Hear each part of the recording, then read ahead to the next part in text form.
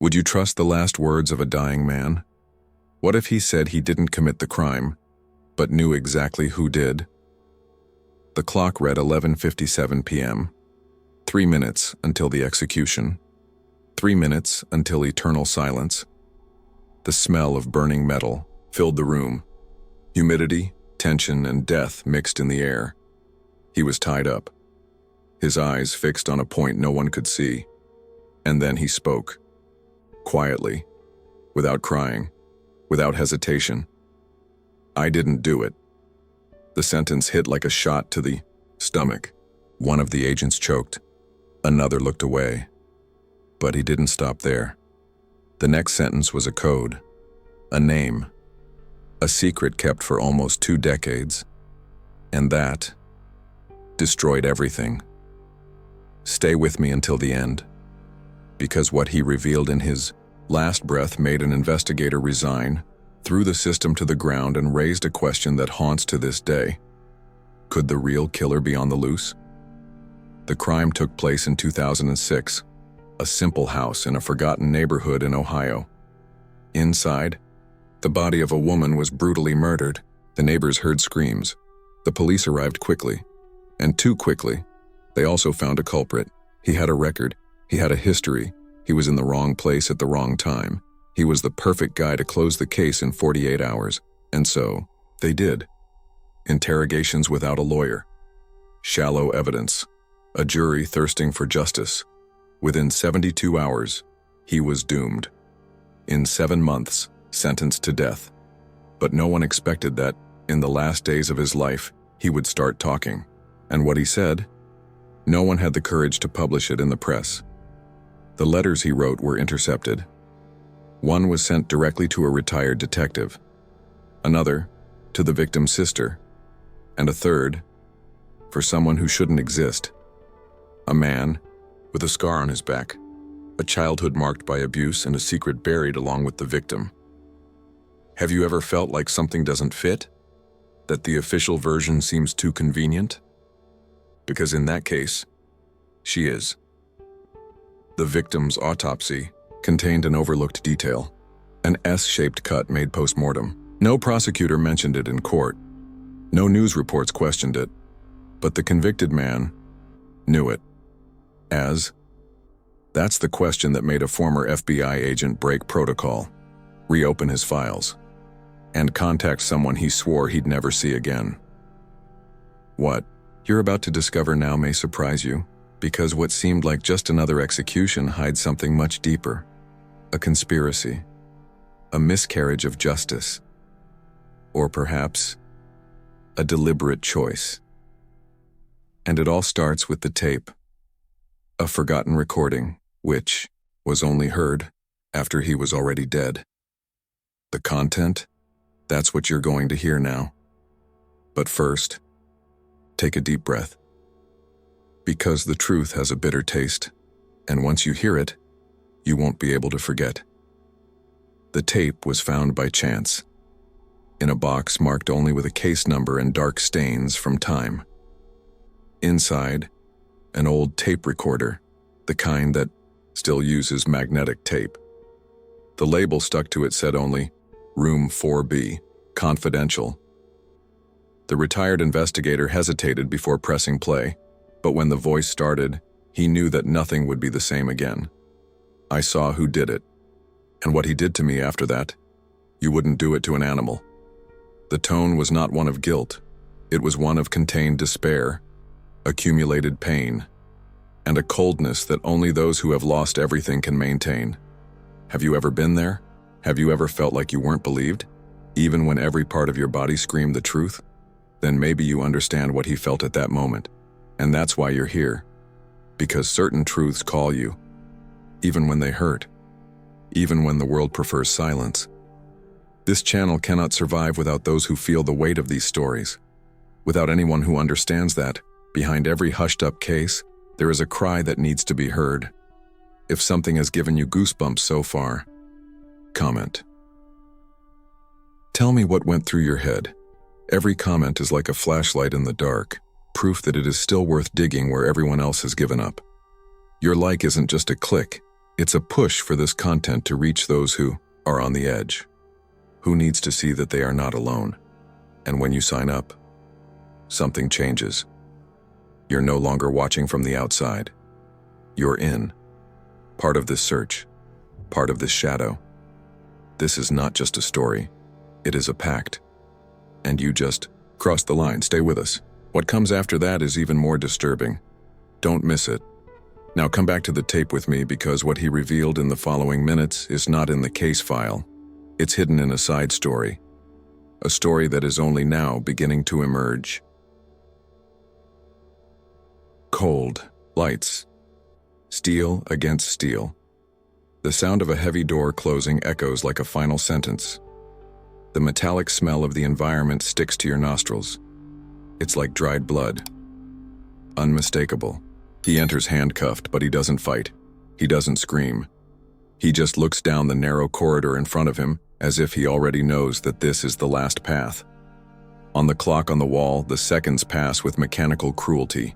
Each tick is a countdown. Every step, a farewell. Outside, light rain. Inside, silence. Just the sound of boots on the polished floor and the rapid beating of a heart that refuses to give up. The man sits down.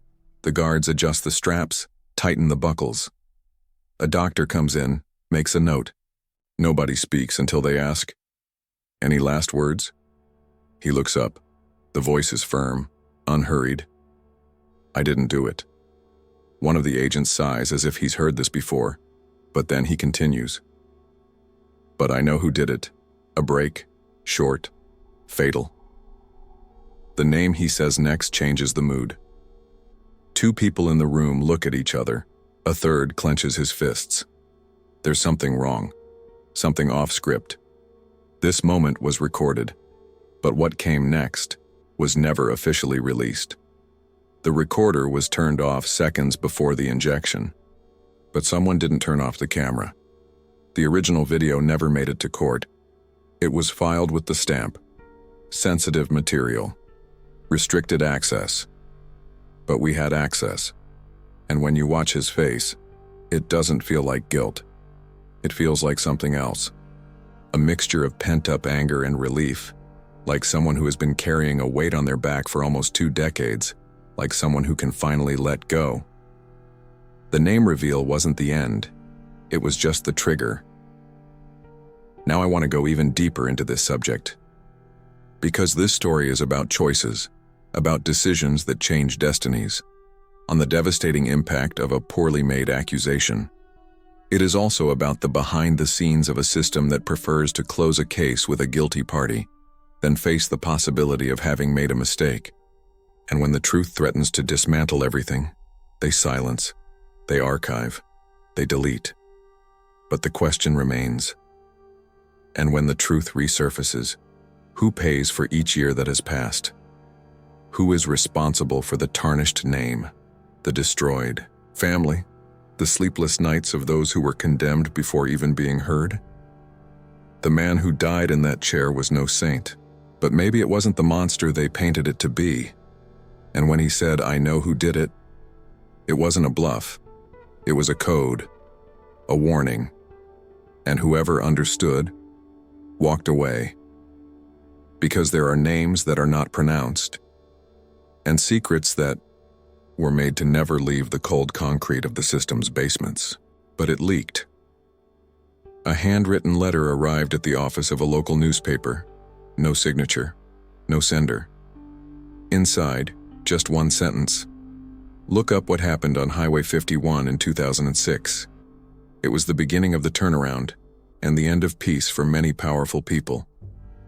The road had been off the radar for years, but what was found there connects all the dots in a disturbing way, irrational, almost impossible to accept. Comment here. That makes sense to me.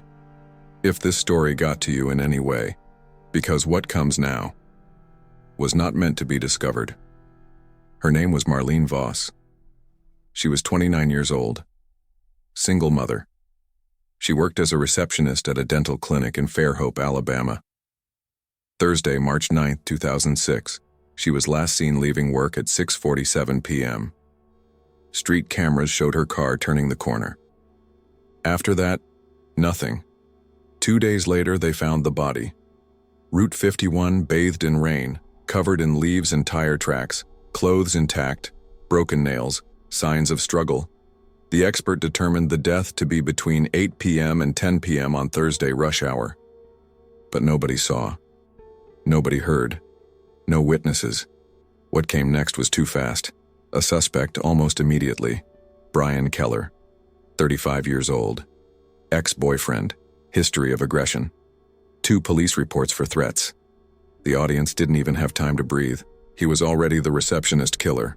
And that's when everything started to fall into place. Too quickly. Motivation? Jealousy? Murder weapon? A dirty piece of metal, found 50 meters from the body. Impressions? Partial? DNA? Inconclusive, but enough, they said, to incriminate. Brian denied. He said he was somewhere else with someone else. But that person never showed up. No testimony, no connection, no alibi. Silence. The trial lasted 7 days. Character witnesses. Experts with unclear reports. A divided jury, but a unanimous verdict. Guilty. Death penalty. But there is one detail that went unnoticed. The time of death, confirmed by 2 coroners, placed the victim between life and death at 8:45 p.m. But a call from her cell phone, made at 9:08 p.m., was recorded at the tower in the South Zone, almost 14 kilometers from where the body appeared. And that call wasn't for Brian. It went to an unidentified number. Second call. No audio, no explanation. Never entered the process. Why? The prosecution argued that it was not relevant. He said the line could have been cloned or that the time could be wrong, and the judge accepted.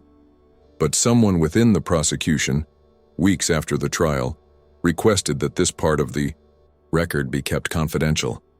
It disappeared from the system. Today, it only exists behind the scenes in physical copies kept by those who did not want to forget. Now, I want to go even deeper into this subject. Because when you start to dismantle this sequence, you realize that there is a hidden structure holding everything together. A house of cards built on silence, fear, and convenience. And the name that Brian released before he died is precisely the owner of the line that received that call. He was not a stranger. He was an acquaintance of the victim, someone who frequented the same cafe, someone who had access to the clinic. More than that, someone connected to a police officer in the same district who handled the investigation. The type of connection that is not explored, the kind of relationship that hides. And the letter, the one that said, "Look for Route 51, also had a second page, more raw, more disturbing, with details that were never released.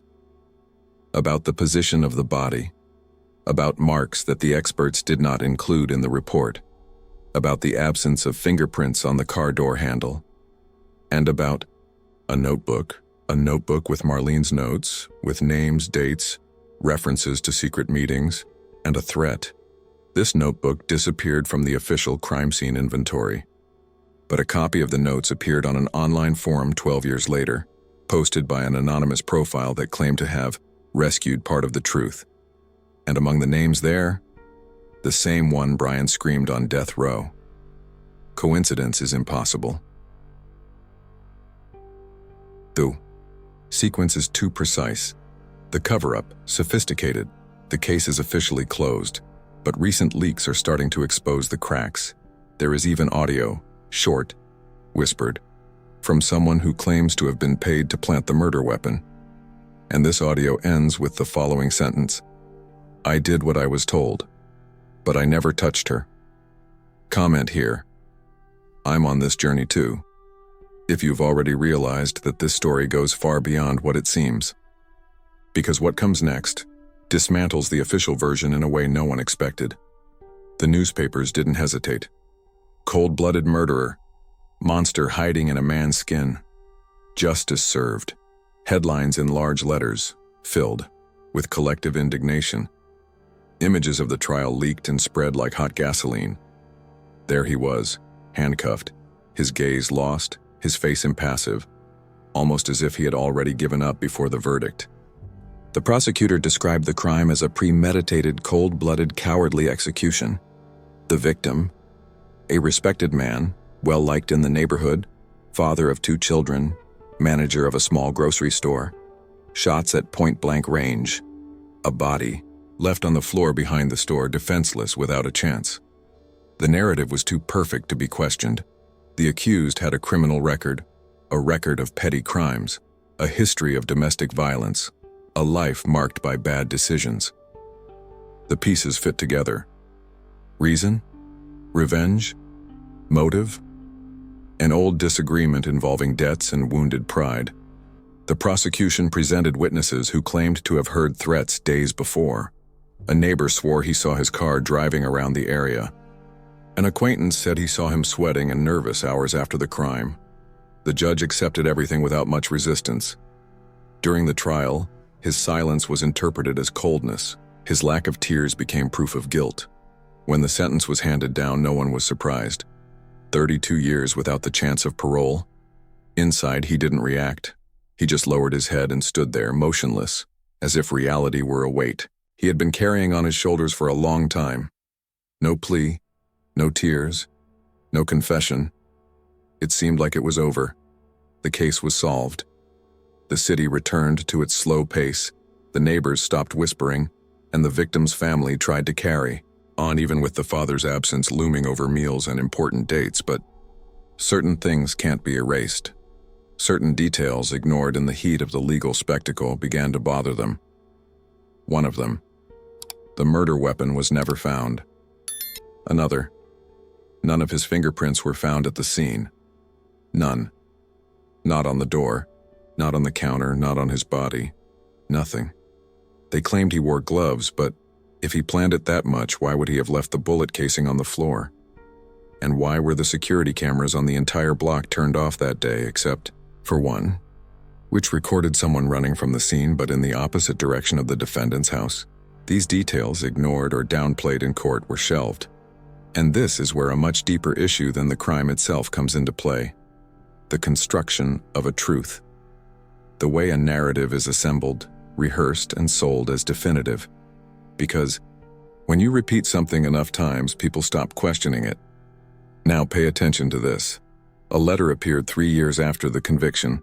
No signature. Handwritten, black ink.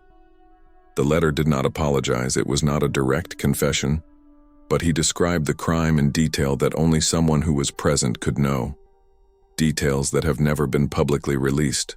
The type of shot, the position of the body, the smell of gas leaking from the hose on the grill next door, and what's more, it mentioned a second man, a name that did not appear in the records. This letter was delivered anonymously to the public defender's office. At the time, no one took it seriously. They thought it was some kind of prank, some kind of attempt to confuse people. But what happened next? Now I want to go even deeper into this subject, because when you start following the thread that no one wanted to pull, what emerges is not just a doubt about a judgment. It is a hidden truth about how we deal with guilt, with haste, with fear. And the impact of this is not just in one case. It is in the collective mentality, in the hasty decisions, in the stories that we choose to believe, because they are easier to digest than facing the complexity behind the scenes. Comment: this makes sense to me.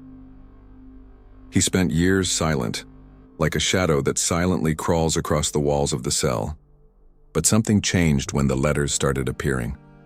First one, then another, and a few more, written in a shaky, almost desperate handwriting, as if each word cost an internal torture. The messages were not simple confessions, were facets of a dark puzzle that justice refused to put together. His name appeared for the first time on one of those crumpled sheets, written with a precision that sent chills down your spine. Marcos, a man who had never appeared in the investigations, nor in the cold lines of the testimonies. Someone who no one imagined was connected to that crime, but who seemed to carry deeper secrets than any sentence could expose. The most disturbing detail was not just the name, but the information that accompanied it. Detailed descriptions of the crime, the exact position of the body, the bloodstains that escaped from the victim's wristwatch, the metallic smell that permeated the air at the moment of the shot, like a hot iron burning the skin, all of which were never revealed to the public or to experts, a knowledge that only the true executor would have. Each letter seemed to peel back a layer of hidden truth, revealing a universe parallel to the court records, where fear, betrayal, and manipulation danced in a subtle and cruel choreography. The impact of these letters was immediate. They opened cracks in what seemed like a closed case. The convicted man's lawyers began to use those lines as weapons, evidence of a possible innocence, or at the very least, of a plot much more complex than a ready-made narrative. Behind the words was a mental journey, the transformation of someone who, imprisoned not only physically but emotionally, was desperately seeking a way to expose the truth, even if it meant digging into his own wounds and opening those of others. But the truth never comes alone. It carries shadows, revelations that make you uncomfortable, mess with your mind, and force you to rethink everything you thought was solid. The letter spoke of a dark man, involved in desperate decisions, in an environment corroded by lies and hushed secrets. Marcos, according to the writer, was not just a supporting character. He was the catalyst, the breaking point of a plot where lies were more powerful than reality. A man who had manipulated people, emotions, even the very fate of that fateful night.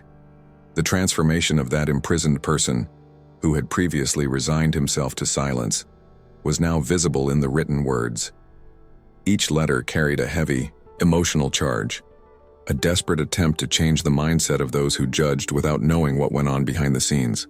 The letters were like an invitation, or perhaps a challenge, to look beyond the obvious, to perceive the nuances, to understand that every decision made in that court had invisible consequences, and that justice at times can be just a play staged to satisfy an audience thirsty for quick answers. As the stories unfolded, new questions arose. Who was Marcos really? What was your connection to the victim? What did he have to gain or lose that night?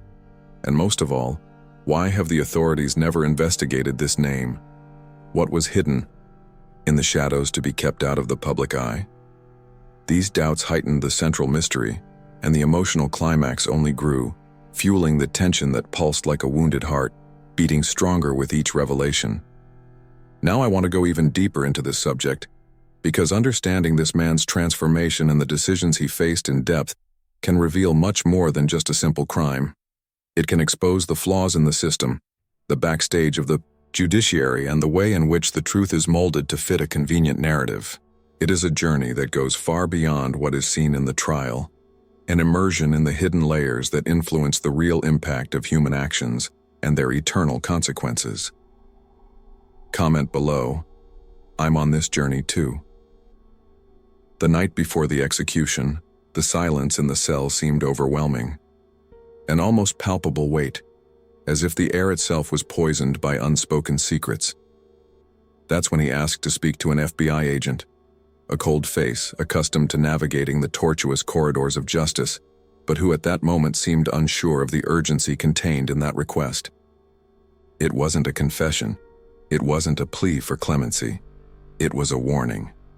One last message that carried the force of a storm about to explode. He left a recording, his voice hoarse, full of hesitation, but filled with an almost desperate determination. Look for the one with the scar on his back. He was there. The sentence echoed in the empty corridors, resounded in the courtrooms, opened fissures in what seemed unshakable. Who was this marked man? What story was hidden behind that scar? And why was he never mentioned during the trial? The accusation, delivered at a time when death was already approaching like an inevitable shadow, raised doubts that no one could ignore. It was not just a revelation, it was a shock that shook the foundations of the official narrative.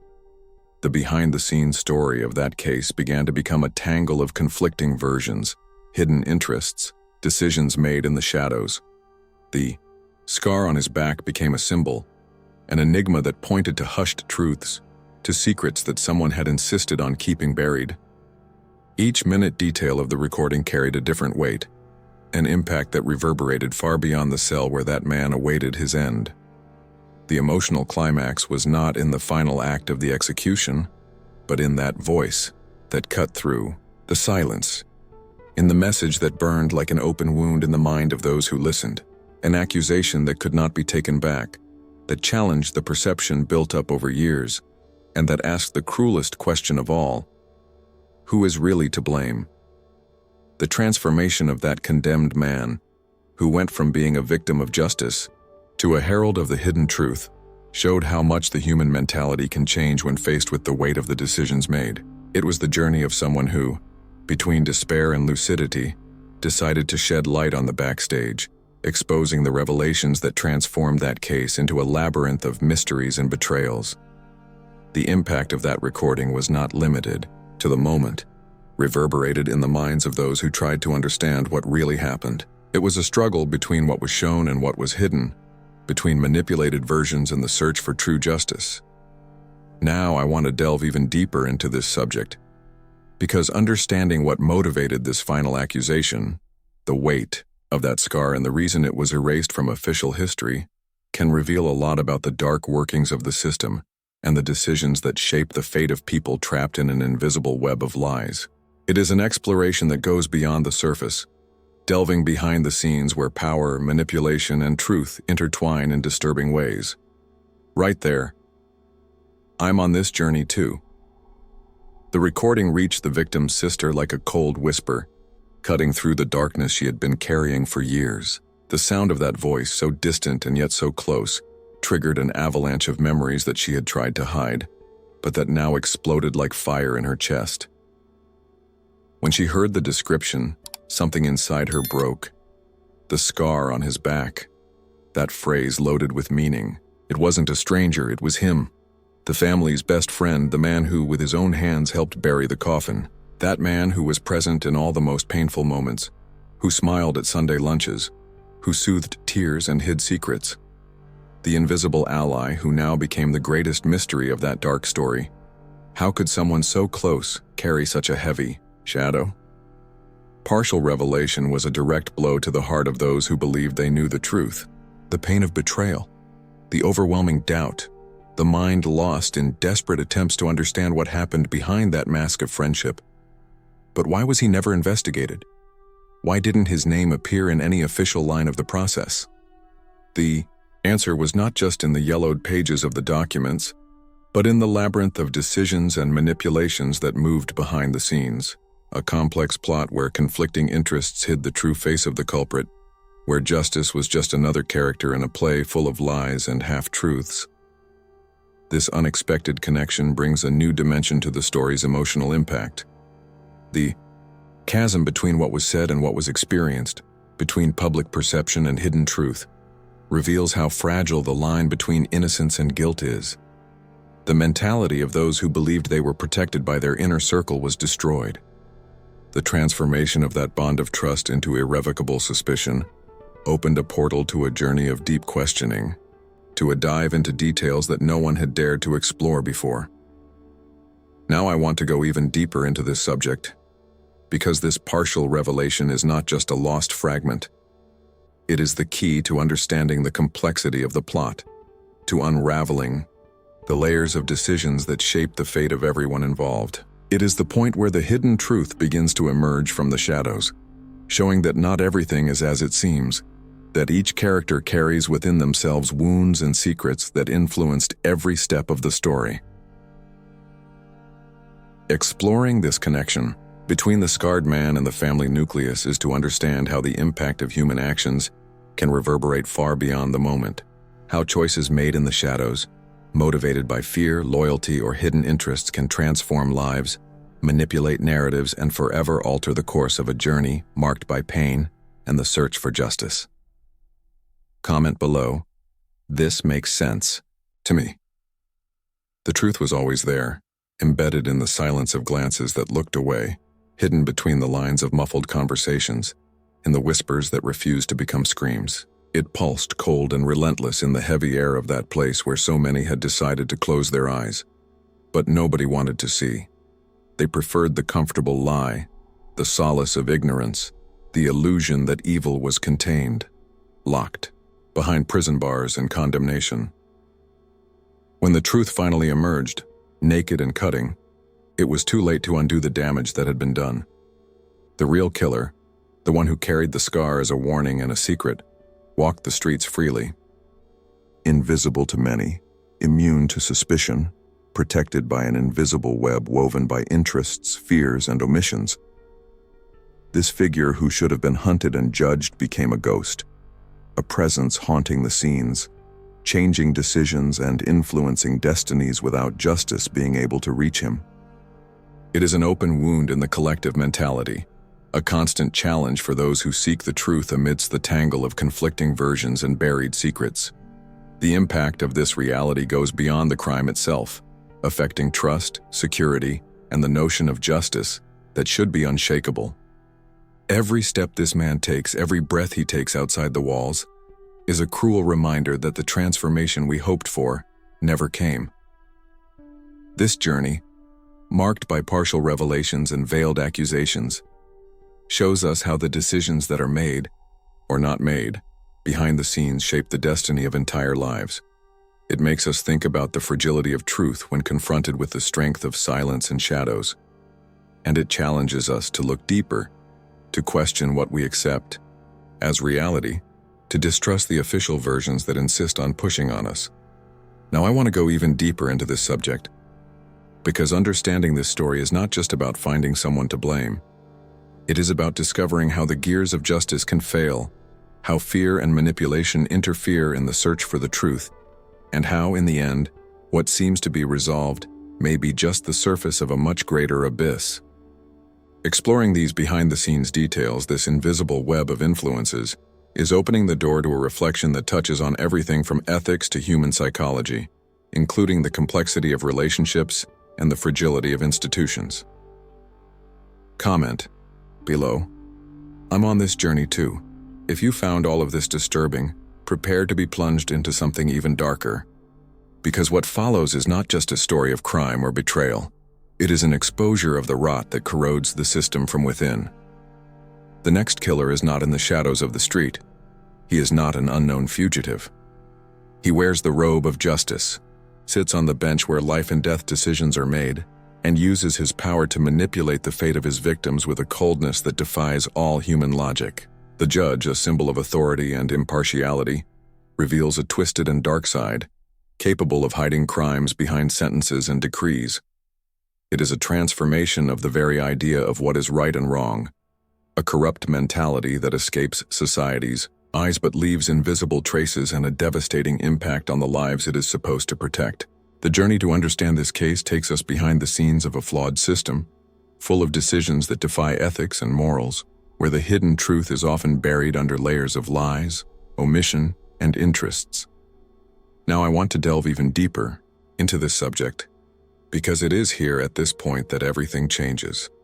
Revelations begin to emerge, revealing how power can be a lethal weapon when it falls into the wrong hands.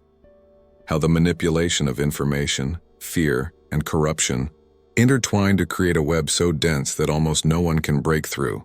The consequences of this reality go beyond the isolated crime, striking at the heart of justice and collective trust, leaving a trail of doubts and concerns that reverberate for a long time. Each piece of this dark puzzle is an invitation to question, to reflect on the limits of truth and justice, on the decisions that shape the destiny of so many, and on the courage needed to face what many prefer to hide. It is a journey through the secrets that power tries to bury, but that one by one come to light with relentless force. Comment below. This makes sense to me. If you got here, it wasn't by chance. It's because it carries the same discomfort, the same urgency for truth that bleed inside. You know, some secrets can't stay buried. This kind of story is not just information, it's friction. It's an open wound, it's awakening. If something in you reacted, if some part of your mind was spinning with what you heard, then you are already part of it. Subscribe to the channel, because from here on, each revelation has the power to change the way you see the world, and maybe even yourself. Like this video not to please the algorithm, but to keep this chain alive between those who see beyond the surface, between those who feel, those who don't close their eyes. And if you made it to the end, write in the comments, "I'm with you until the end." This sentence shows me who really went into the darkness and decided not to come back. There's a video here that connects with this story in a way you wouldn't imagine. Click and continue with me. The next revelation has already begun, and it will mark you.